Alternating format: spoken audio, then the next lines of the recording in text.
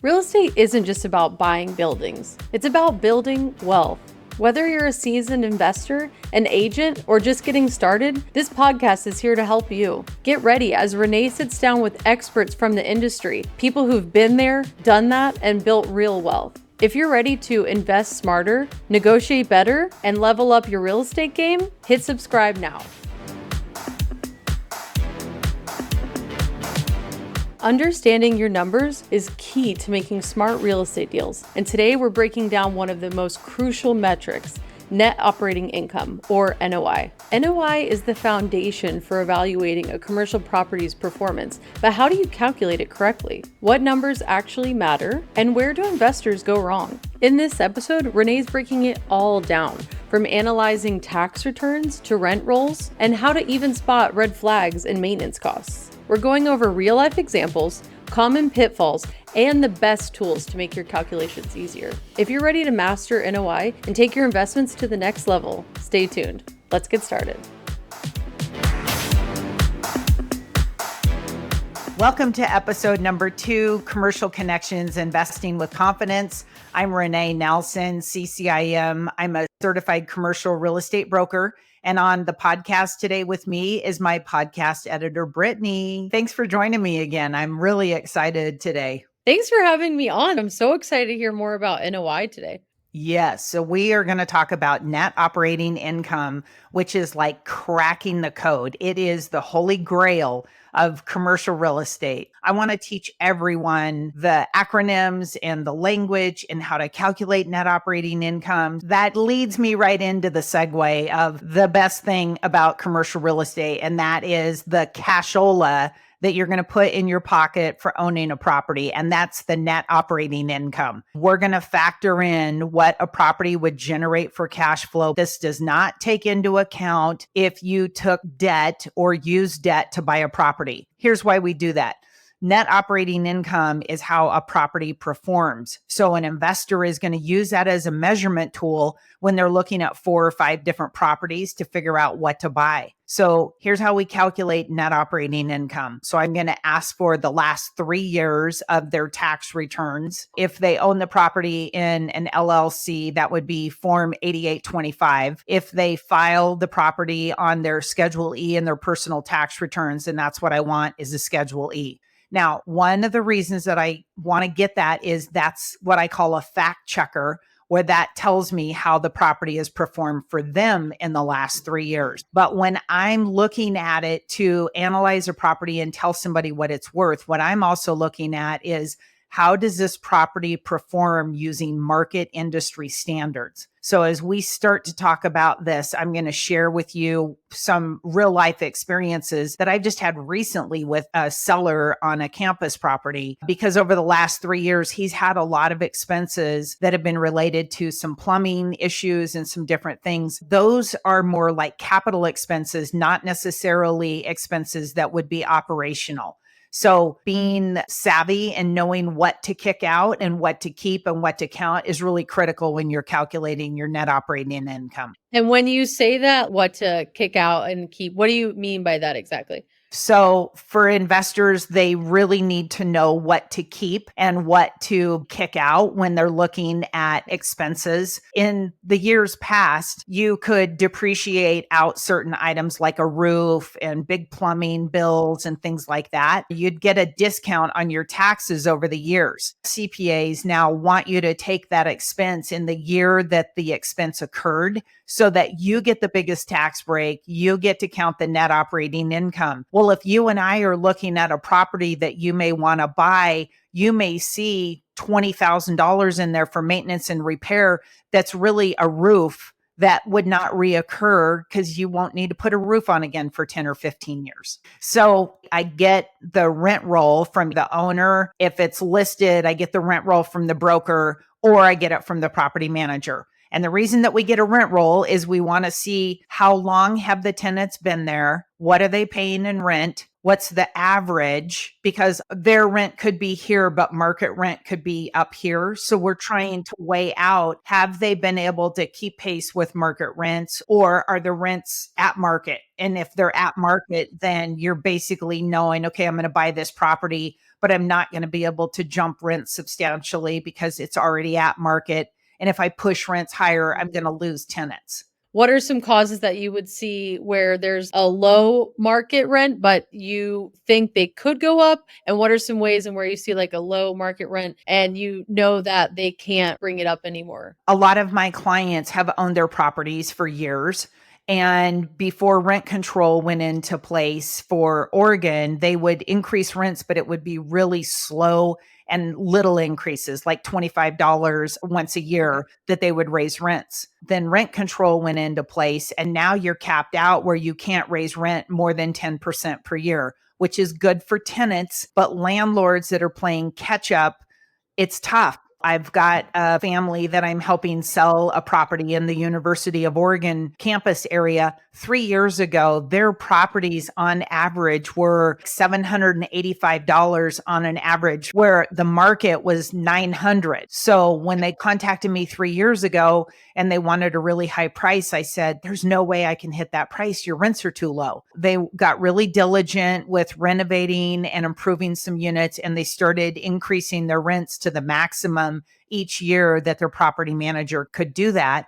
Fast forward, now their rents are in the 995 range, but they're still behind market because their rents are 995, but now market is 1295. Yeah, that makes a lot of sense. What would you advise to those people?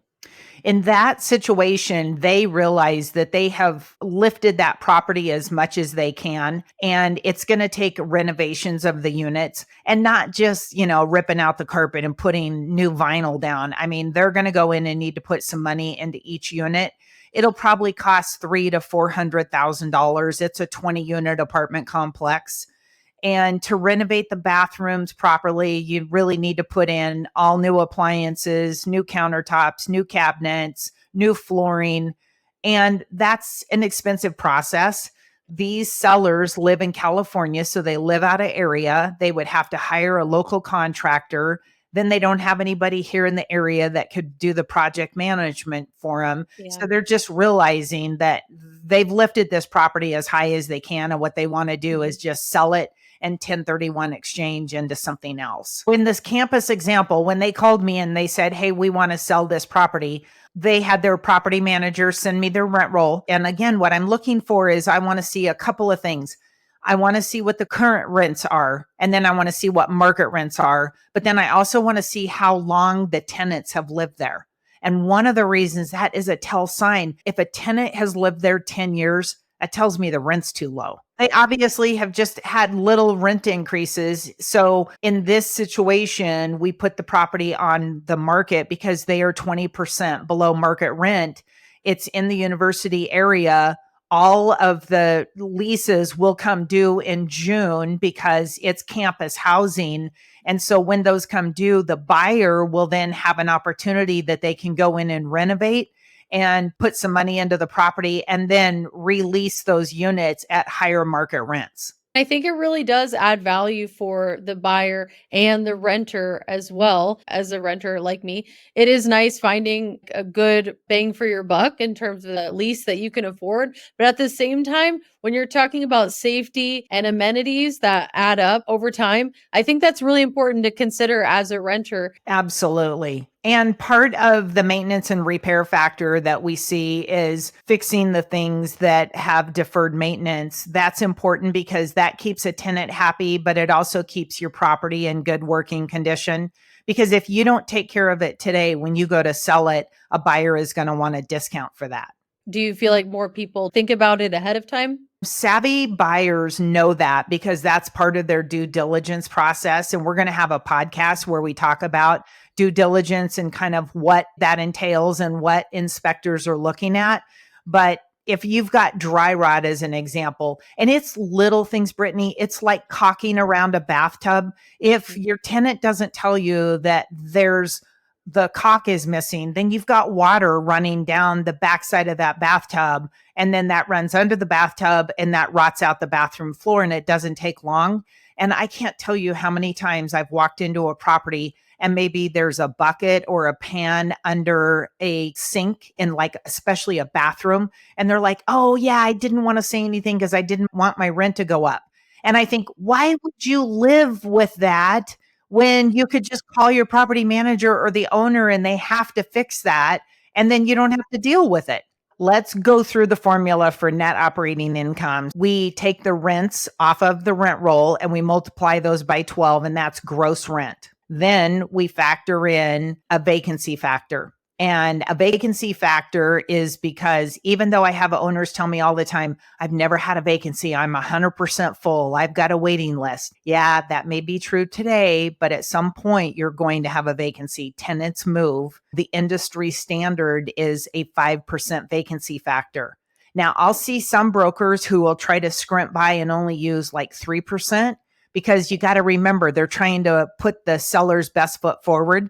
So they're trying to drive the most income to the bottom line to have the largest net operating income, because you use net operating income to calculate a property value. So they're trying to drive as much income to the bottom line. But I feel like that's not fair, because as an owner, you're going to have turnover and you're going to have a window where they're moving out and you need time to paint and clean. And so I use a 5% vacancy factor. Once we take out the vacancy factor, then we factor in additional income. So if there's laundry income, parking income, or pet income, that's where somebody's allowed to move in with dogs or cats, but they're willing to pay like $25 or $35 a month. When we're talking about parking income, you also have to be really careful about that. And here's why. I help my clients buy a 51 unit apartment complex in Newburgh, Oregon. When we looked at the numbers, the broker and the property manager had built in and factored in two really high numbers for additional income that the property can generate. And those two things were parking income and income that they were expecting to receive from tenants paying for like dish TV or for the internet. It was a whopper. One of those line items was $50,000. So when we started digging into it, this property had just been developed. And so it was going through what we call the stabilization process, where tenants were moving in. What they found is people did not have two cars, and most people that were moving in only had one car, and the other person either rode the bus or they carpooled or whatever. They did not receive that additional $100 per unit that they had been expecting for the parking income. And then the Comcast plan type that they were expecting, that didn't pan out either. So there was literally a $50,000 line item that we had to take out of the projection or the budget that the listing broker and the property manager had given to us. It wasn't that they were doing anything fraudulent or dishonest. It was just an honest projection going in, but nobody had changed that number since the first day that they had created their projections. So my job representing the buyer was to comb through those expenses and look, is that income really there? And we realized, no, the income is not there for parking and for Comcast. So after we factored that in, then we come up with effective gross income. And that effective gross income is really what we then have to operate the property and pay for what we call the operational expenses. So when I'm starting to break down the expenses, I put two fixed expenses at the top of the list. And those two fixed expenses are property taxes and fire insurance. Because if you had a 100% vacant building, you're still going to get taxed every year on your taxes, and you're going to have to pay your insurance. You may be able to terminate your property manager or terminate your landscaper if you're 100% vacant. You won't have utilities. You know, there's a bunch of different things that you could pair off of that building if you needed to, if it was vacant. And then the next thing that I factor in is utilities. Now, I sell a lot of multifamily property. So in my area, I have kind of some rules of thumb that an average studio should be like $60 a month for utilities. A one bedroom should be 65 to 70. A two bedroom should be like $80 a month. And the reason that I'm factoring that in is because most landlords pay for water, sewer, and garbage on apartment complexes. The tenants don't pay for that. Now, if you have like a retail property, that's different. Then the tenants do typically pay for those expenses. And then we factor in maintenance and repair. And the reason that we want to make sure that line item is in there, things happen in commercial real estate, and that gives you an opportunity so that you can go in and make repairs. If a hot water heater fails, if the roof needs to be repaired. So we use kind of a rule of thumb at about $500 to $600 per unit for an apartment complex. And then the next item that we have is the property management fee. On the average, most managers charge about 8% on a monthly basis of the effective gross income. And then we also have turnover. That's about $100 to $150 per unit. When you deduct all those operational expenses, then you come up with a number. And we look at that number because we want it to be between about 35 to 42% of the effective gross income.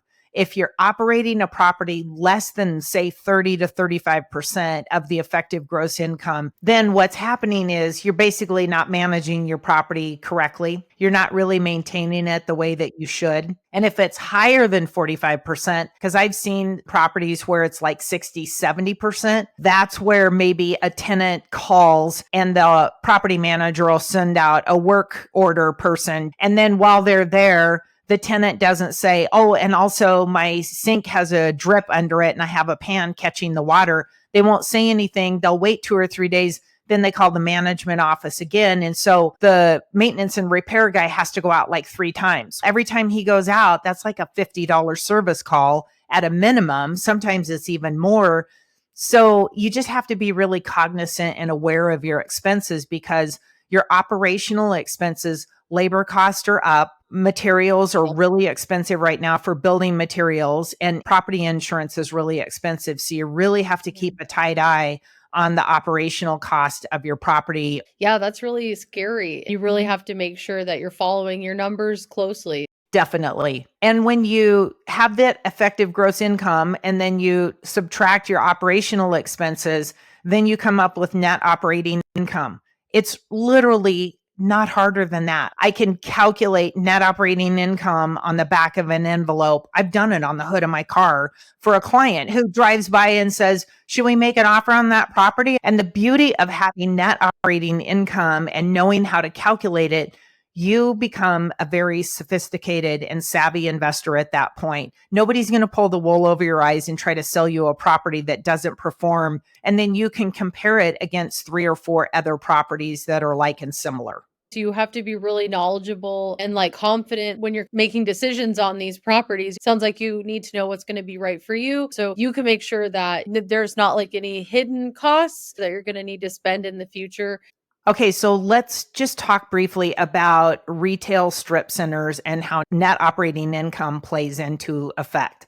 So, when you go into a large retail strip center and maybe there's a nail salon and a little bar or a deli, and those tenants pay the operating expenses in their lease. So that's called triple net expenses. Often we'll calculate what all the annual expenses are, and then it's written into the lease up front how much they're paying. Is it 55 cents per square foot for their size of their suite? And that gives the landlord the money to take care of the property and maintain the landscaping and the parking lot and things like that.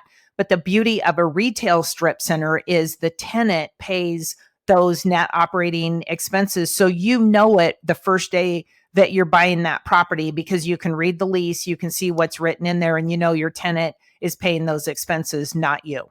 Yeah, and I really like that as a business model as well because there's a lot of motivation for them to pay their rent and make sure that they're in good standing with you as a leasing because they own a brick and mortar business and that's where people know to come and find them and they have a lot of motivation not to lose that property. Yeah, I would agree with that. Often you'll still use a property manager because you want the manager to be there to kind of be the buffer between you and the tenants, collect the rents, answer any questions. If the tenants have problems with maybe a homeless person or they need something fixed on the property, they're going to want to make sure and tell the property manager what their need is. So even though it's triple net and the tenant is paying those expenses, you still typically factor in a portion for the management fee. Now, that comes out of the owner's money typically. It all depends on how it's calculated. And we're going Yeah. to have a podcast where we're going to talk about different terms for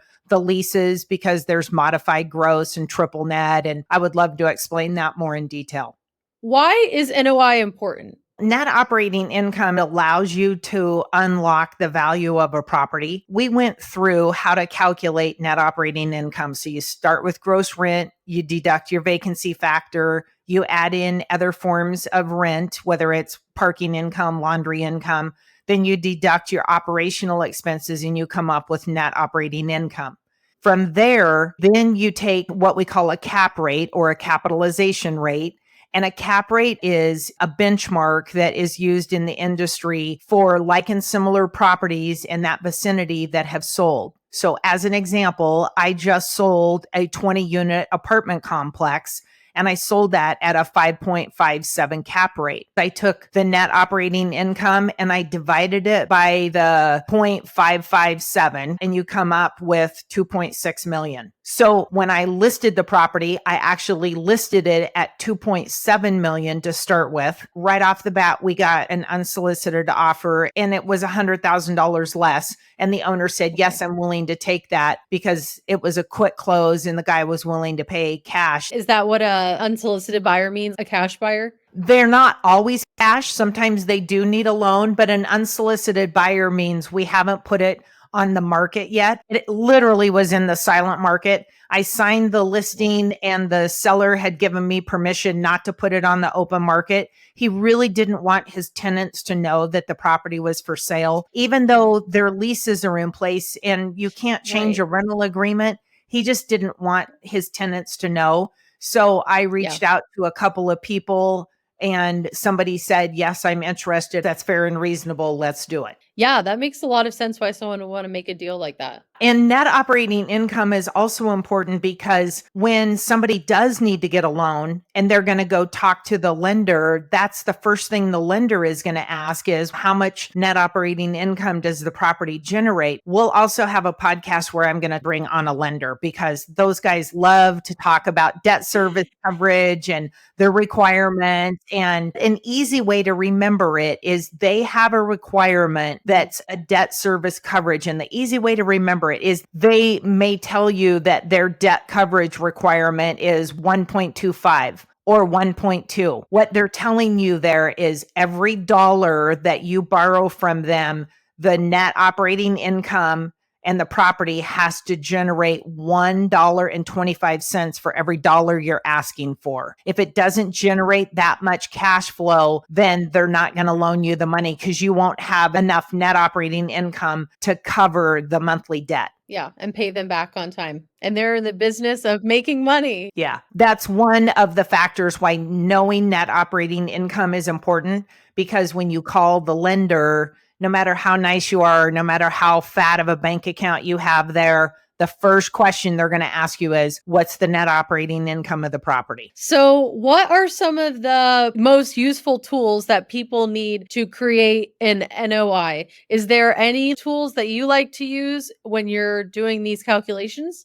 I built a proprietary software that I use. There are some tools. You can go on a website called ProApod. So it's PROAPOD.com. I'm not sponsored by them. I don't receive anything from them, but they have some amazing financial calculators that you can go on to calculate net operating income and the cap rate and different measurements that you may want to know about the property. Are those free services to use or do you have to pay a subscription? I can't remember. I think ProApod is free, but even if you had to pay for it, it's certainly worth it. It's a pretty healthy calculator that will help you calculate net operating income and some other factors. And when you're working with clients, you use your proprietary content. I do. And the reason that it's proprietary is because I've spent years working with local MAI appraisers. And MAI appraiser is a commercial appraiser.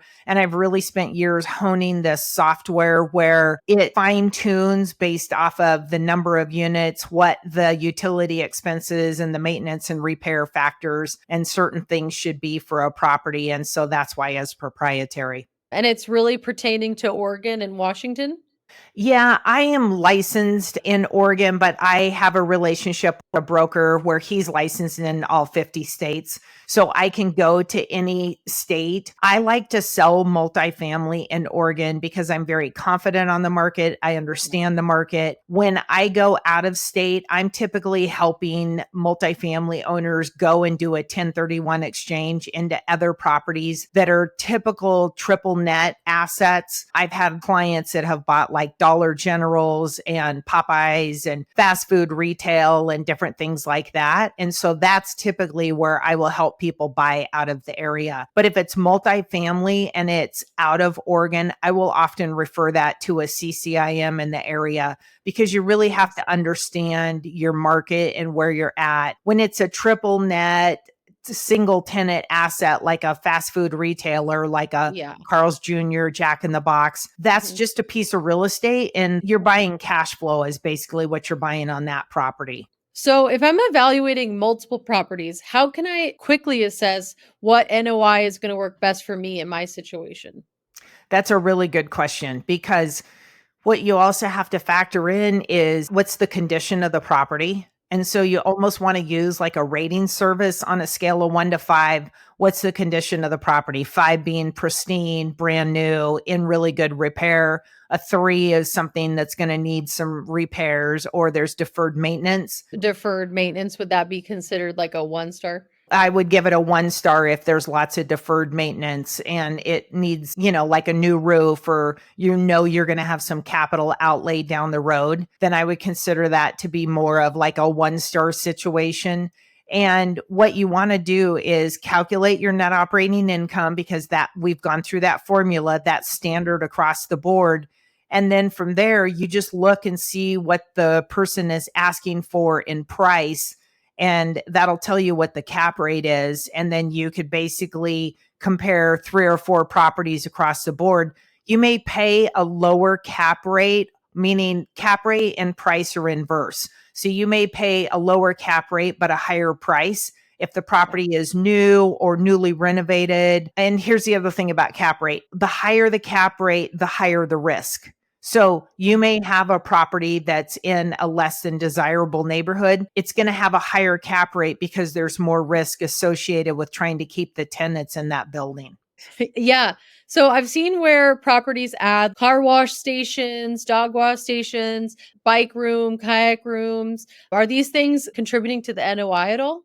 Yes, because what they're doing is those are amenities that they can offer to tenants. So it's twofold. You can typically charge a little higher in rent, but it also is good for tenant retention. A lot of people say, landlords say, no, I don't want to allow pets because people's dogs or cats are going to thrash my property. But I find that if you allow a tenant to have a pet, they stay longer because they kind of settle in and it becomes home. And living in Oregon, a new Oregon resident, I can tell you a lot of pet owners here. A lot of Right? and they love their pets. Like I live across from 2 separate veterinarians, like just in my apartment complex alone. I think that tells you that yeah, we have a very animal loving community. So Yeah, absolutely. And I think it really does make a difference for people to stay longer if they can have a pet. And especially if they have kids, having their children be able to have a pet, it just really makes a difference for people and how long they'll stay in a place. what are some of the biggest challenges you see with calculating NOI for people? Yeah, some of the pitfalls that I see in calculating the net operating income is people not calculating the maintenance and repair accurately because they think, oh, I could jack rent so much higher, or, oh, I'll run that property so much tighter. I learned this probably 10 years ago from a broker. He said, if that property is so good and there's so much opportunity that you could raise rents, why didn't the current owner raise rents? And that made me really stop and Mhm. pause. And I was like, he's right. And that guy was a property manager that told me that. What Yeah. happens is twofold. Now we're under rent control in the state of Oregon, but Mhm. also if you raise your rents too high, then you've got tenants that move out and then you have turnover, and turnover is super expensive. Wow. Those are definitely some pitfalls I think you would need to look out for when calculating the NOI. But that's where working with a CCIM or a good commercial broker is important, because we will help you calculate the net operating income and explain it to you and show you how that property is performing. I would never just take a broker's word at face value in their marketing package. I would ask for a copy of the rent roll and ask for the last 3 years of the seller's tax returns. And I alluded to it, but I didn't actually say it. Here's why you want their actual tax returns as well, because that's what they reported to the IRS for both income Mhm. and expenses. They could give you a printout through like QuickBooks or any type of software possible, and it may or may not have all the expenses in there. But Mhm. if you look at the last 3 years of what they filed on their tax returns, that's a Yeah. die on the hill number. That's what they reported to the Yeah. IRS for income and expenses. Is there any case you've ever seen where those 2 numbers have drastically not been aligned? All the time. I am shocked. I mean, I am shocked, but I'm also not shocked. I will just say that there are times when it's more when it's self managed. I mean, I've had people hand write out rent rolls and hand them to me because they don't use software. But there have Mhm. been times when, I'll ask somebody, especially if they've handwritten out a rent roll, and I'll say, why do you only have $500 a year here for maintenance and repair? Oh, that's because I do it all. And then I say to them, that's a job. So, we got to factor that in because the new buyer has a different day job. Yeah. Yeah, might not wanna contract on their own Exactly. property. Yeah, hire that out. That's so interesting. What are some pitfalls of neglecting long-term strategies to increase NOI over time? What happens is it bites that seller when they get ready to sell because they can't hit their number. As an example, if you don't keep pace with market increases for rent increases, you may have a number in your mind and think, I own 20 units and 20 units just sold down the street for 500 or $1 million more than what you're telling me the property is worth. The problem is their 20 units had kept pace with market rent. And I literally just had to walk a seller through this because his rents were low. And with rent control, you can't just increase the rents. What you have to do is wait for tenants to move out. And then upon turnover, that's when you go in and renovate a unit. Now, if you're lucky enough to buy something in a campus area where a lot of those tenants sign either 10 or 12-month leases, they all move out in June right after school is out. So then you've got a window when you can go in and renovate it. But if you're in what we call market rate, where it's not student housing, it's just your normal apartment complex, Yeah. you can't just boot a tenant out. You have to offer them money, and Oh. it takes a lease violation for them to be asked to leave. There's Mhm. lots of tenant landlord laws now where you can't just Yeah. boot them out and go in and renovate and increase the rent. Yeah, that makes a lot of sense. And really, like, I think a lot of times we do things in haste, we sort of procrastinate on things. This just feels like human nature. And then when we're finally ready to do that next step, make that decision, we haven't really thought the whole plan through. Sometimes it feels like. And so when you get to the final piece where you're like, okay, I've had this emotional journey and I'm ready to sell, but you haven't really taken the steps to think through all the things that you needed to, and maybe even that work starts like years prior to selling. Definitely, if you're thinking that you may want to sell in the next year, contact a real estate broker now, a commercial real estate broker. I love residential brokers. A lot of them are my really good friends, but investing in a relationship with a commercial real estate broker is to your best advantage. This is what we do for a living, is to calculate values and help put a seller in their best position forward to market the property and expose it to them, to the market. Just like calculating net operating income, if a residential broker doesn't understand how to calculate it or they miscalculate it, you may think the property is worth some number that's not accurate. Then you get an offer in, and then a savvy buyer is going to come in and basically prove it to you that, hey, your property isn't worth that. You didn't calculate your numbers right. And then you're Yeah. going to be in a dilemma. Do you sell and take a loss, or what do you do there? Yeah, that's pretty scary. And I think you have to work with the right people. And I know sometimes it can be hard to want to take on those additional costs and like bring more people into this. But when you're thinking about it as a long term picture, it makes sense to get the right people on the team with you. It really does, Brittany. One thing that I offer to people is to do a rent study. So if people will reach out to me on like LinkedIn or drop me a message, then I can take a look at your property and compare it to 3 to 5 similar properties and tell you what they're renting for. And then you'll know whether you're keeping pace with market rent, or are you out of touch with what reality is for rents, and should you Yeah. do a rent increase. Now, remember, we're in Oregon, so you can only raise rent once a year. You can't just keep raising rent at your whim. You can only do it Yeah. once a year. But did you raise your rent 10%? A lot of people don't do that. They're like, oh, Yeah. $50 is enough. They say that Mhm. today, but then it bites them down the road when they go to sell because the value isn't there. When we first moved to Oregon, we came right to Portland and we were looking at apartments, but we were coming from out of state. We were coming from California, so we didn't have a chance to see the property ahead of time. So that creates its own set of challenges. But when we were looking at properties, we found this really great property. We were reading comments that the rents had just gone up from like 15 to like 17, and maybe it was like slower over time. When did the rent control go into effect? I think it was like 2017 or 18. That makes sense because I think for a while, people that were staying here were paying like maybe 1,400, maybe like 13, 14 for like a long time. And then on the comments, people were like, we're leaving the property. It's gotten too expensive. There was a lot of construction noise. But when we got here, the place was like newly renovated and it was really nice. And everything had been very much updated. We're paying like 18 right now. That's in line with the current values, but I found it really interesting that you kind of have high turnover in the beginning when you're sort of renovating and doing things like that, but when you're adding a lot of value back into the property, you're going to find people who share those values. Yeah, you bring a great perspective. You said by the time you guys got there, the renovations were done. Now you're moving into a nice renovated property. You're super happy with it. So it Yep. does prove that sometimes you'll have tenants move out when you're renovating. You can raise rents to market rate, and now you've caught up.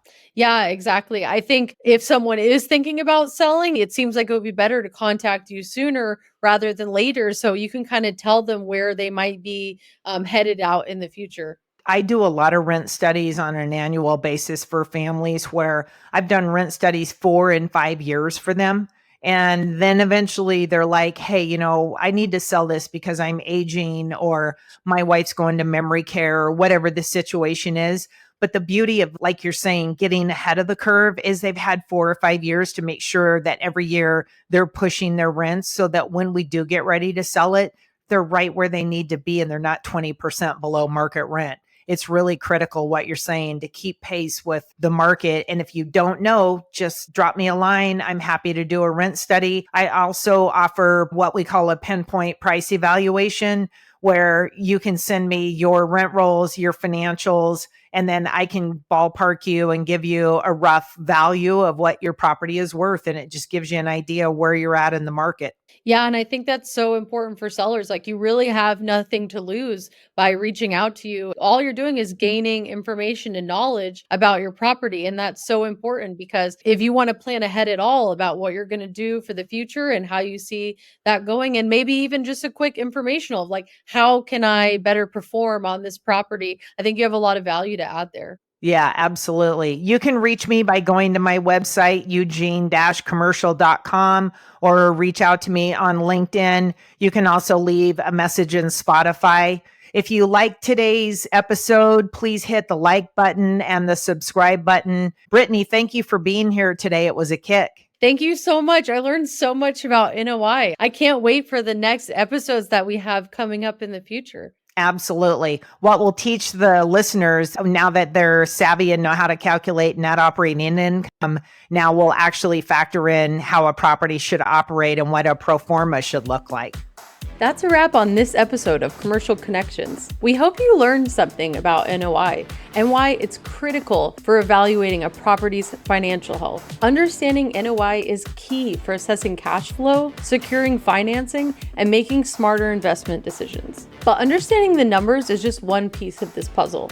In the next episode, Rene is going to be breaking down how to sell your apartments for top dollar fast. Rene is going to share her expertise on pricing, marketing, and creating competition to maximize your sale. Make sure to subscribe so you don't miss it. And if you found today's episode helpful, check out the show notes for more key takeaways and resources.